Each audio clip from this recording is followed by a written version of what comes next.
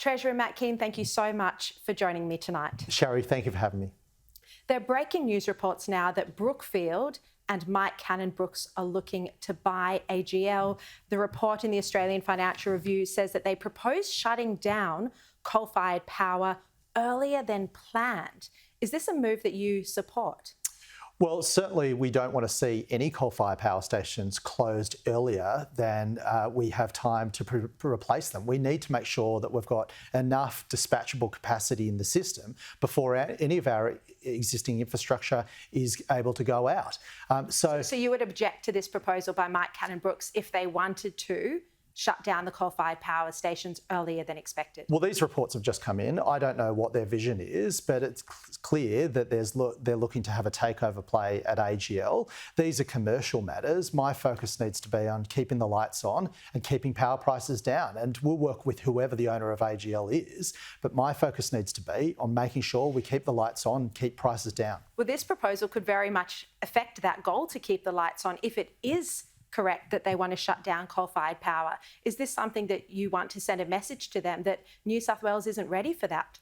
Well, I want to send a very clear message that our focus in New South Wales is making sure we have system reliability and we have affordable bills. That's what we're working towards. We've got a mechanism to deliver those things. And whoever owns these electricity assets, the New South Wales government's commitment is very clear. We will do whatever it takes to keep the lights on and drive prices down. So just to be very clear about this, you do not think AGL's coal-fired power station should close earlier than their current lifeline? Well, let me be very clear. These are matters for the market. The New South Wales government's focus is on making sure we have enough capacity to keep the system reliable and put downward pressure on prices. And that's what we're doing here in New South Wales. We've got a very clear plan, Sharri, and I'd like to see that plan across the country. Well, let's get to that plan, because Origin announced just on Thursday that it was going to close the state's largest coal-fired power station, Eraring. It supplies 20% of the state's energy. In just 3 years' time, you yourself admitted that you're disappointed about this move. Is that because you're concerned about reliability and power prices? Well, of course it is, because we're concerned about reliability and power prices. We're also concerned about the 400 workers that run that power station and the 600 miners that supply the coal to that power station. The last thing we want is the disruption that this power station closing early is going to cause for that whole Hunter Central Coast region. So again, these are commercial decisions, and our job as government is to make sure that we manage that transition, we keep the lights on, we drive prices down, but we also support the workers and those communities that have been impacted by it. Now, you've known this was a possibility for some 6 to 8 months, and Origin has made it clear publicly that they were prepared to extend the timeline of Eraring. They entered into negotiations with you. My understanding is they were looking for some kind of financial support, similar to what the Victorian government gave Energy Australia with Yallourn. Were you in negotiations about providing that financial support, and did they collapse? Look, obviously we considered a number of options, but we needed to focus on what were the best options for taxpayers in this state, so how much money we'd shell out, and also what was in the best interests of electricity users, so what was going to keep the lights on and also put downward pressure on prices. They were asking was too high. No, I'm not going to go into commercially sensitive discussions. Market participants come to us because they can negotiate with us in good faith, and they know those commercial decisions are not going to leak out. But this is clearly in the public interest if the state's largest coal-fired power station that provides 1/5 of our energy wanted to extend its life cycle and sought financial support from the New South Wales government, but it wasn't provided. Why was that? Because we considered a number of options. Obviously, I'm not going to go into that, that had to weigh up the impact that they would have on taxpayers, the impact they would have on electricity users. Now, we considered those options. They were all on the table, and the decision was taken on the option that was in the best interests of the people of New South Wales, Sharri. How can this be in the best interests of the people of New South Wales if you yourself are concerned about power prices and energy security and reliability, which is why you said you were disappointed with the early closure. We know the best way to put downward pressure on electricity prices is to build additional supply. But this is taking 1/5 of our supply out of the market. Well, that's why we need to build additional supply, and that we've got a mechanism to do exactly that. You don't have a plan to fill that gap in just 3 years, which is when Eraring shuts down. We have a very clear plan. What we did was work with the Australian energy market operator, the engineers that run the electricity system, to design a scheme that will free up additional capacity in our transmission networks, which means that our existing power stations can pump more electricity to users. At the same time, Sharri... But just to be clear, that is no plan. You're relying on your existing coal-fired power stations to make up 1/5 of our energy supply in New South Wales. There is no plan for new injection of energy supply in 3 years' time. Respectfully, that's incorrect, Sharri. We legislated the electricity infrastructure roadmap, and what that does is provide us with a clear plan that will speed up the build of new energy infrastructure. But that roadmap was on the basis of Eraring shutting down in 10 years' time, not in 3 years' time. The beauty of the plan that we legislated is it provides us a mechanism which can be dialed up or dialed down depending on what the Australian energy market operator says is required for our system requirements. We've got our consumer trustee. They'll run auctions to encourage the market to invest in new dispatchable capacity.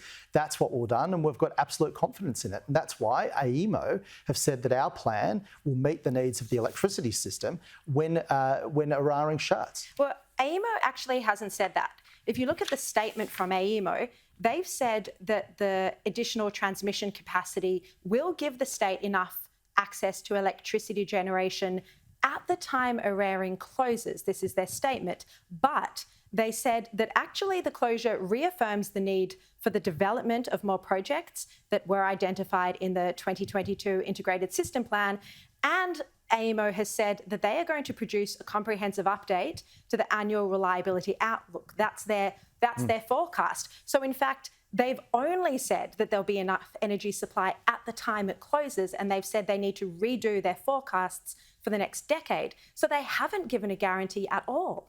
Well, the forecast that they're going to redo, and they've already put out the draft on public display, New South Wales's roadmap meets the most aggressive forecast that AEMO have put forward. So we've got a plan to meet those forecasts which AEMO has pointed to. It's out there on public display. We legislated that. So we've got a mechanism that will more than meet the requirements of what AEMO set. And Sharri, can I just say, New South Wales has the tightest electricity reliability standard anywhere in the country. But that's with all these coal-fired power stations operating. If you've got the largest one shutting down, we've got the Liddell one that's coming up to close. AGL now wants to sell off the coal-fired power station. Sharri, what commitment, what guarantee can you give the people of New South Wales that we will be able to keep our lights on in 10 years' time? A very clear guarantee, Sharri. We've got the highest electricity reliability standard anywhere in the world, Sharri. There is literally no plan. What is it, gas supply? Are you going to commit to gas projects? Sharri, you're just wrong. We've got the tightest reliability standards in the world. So let me just, could I just be very clear to your viewers? Sorry to interrupt. Can I just say this again? Could I just finish my answer? But you've said that the way you will meet the electricity supply when Eraring closes is that you will rely on the other existing coal-fired power generators. But with increasing closures of those, what are we going to rely on for our energy? Is it gas? Is it snowy hydro? What will we rely on? Sharri, if I could just finish my answer. Yes. We've got the highest energy reliability standard anywhere in the world. That requires us at law to ensure that there is enough capacity in our system to provide electricity. Could I just finish my answer? Based on our history. No, because our mechanism to drive new investment and new infrastructure into the grid is determined by that electricity reliability standard. So that means at law, we have to build that new capacity, and we've got a mechanism to do that, which is our energy infrastructure roadmap, Sharri. We'll be building a range of things, Sharri. What is it specifically? We'll be building a range of things from because renewables you rejected the federal government's gas proposals. No, we didn't reject anything. In fact, we supported the Tallawarra B gas proposal down in Shoalhaven. One? In fact, we made sure that the Curry one? That was up in the Hunter. I'm talking about the Tallawarra B project in the Illawarra, which is a gas-fired power station that will support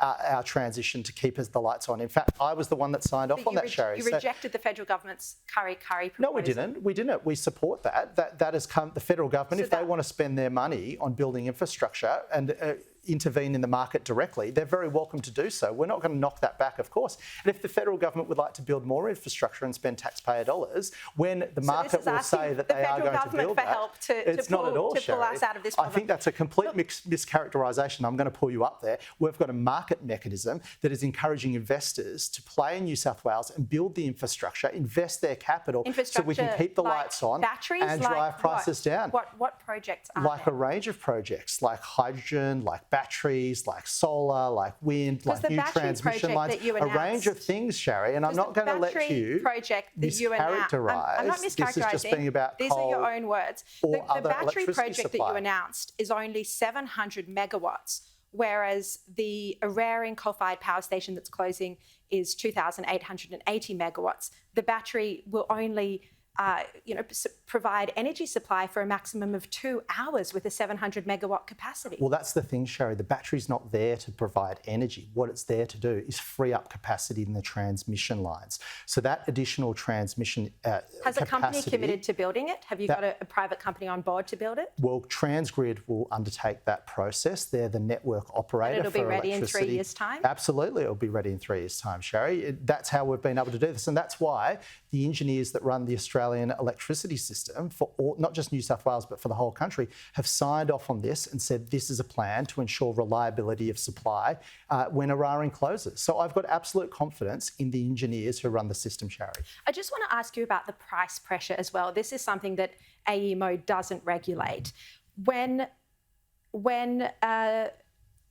Hazelwood shut, wholesale prices increased by 85%. Wholesale prices, obviously, and for our viewers, make up about a third of the electricity bill. So Eraring closing in 3.5 years is clearly going to push prices up. There's no doubt there is going to be price pressure as a result of the early closure of Eraring. This is one of the reasons I was disappointed in the decision by Origin to announce that. What we do know is that the best way to put downward pressure on prices is to build new infrastructure.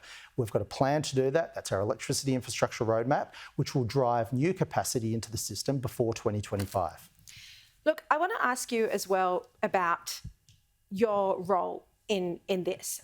You have been criticised personally for being one of the most forward-leaning politicians in the country when it comes to renewable energy projects. Do you think ideology is getting in the way of energy supply and stability for New South Wales here? This rush to move to renewable energy when we don't have the capacity in place at the moment? I certainly do. And that's why in New South Wales, my focus has been on affordability, reliability, evidence and engineering, and that's the decisions on which But if that was the focus, wouldn't you have provided the financial support to Origin to extend the life cycle of Eraring?